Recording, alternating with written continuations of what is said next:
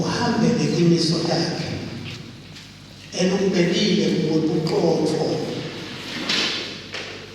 nobuqotho ubheke for 24/7 mina ebusuku ufuna ukubhekela ubuqotho kuwe njengenholo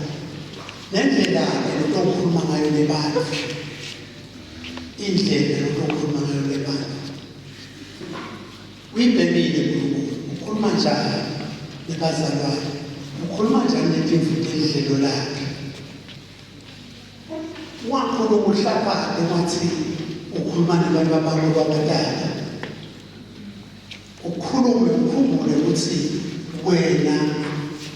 usile elukhona kumele usilomkhulu lobuke wena inkosi kayikusisa nababili ngiyakholwa umoya ongcwele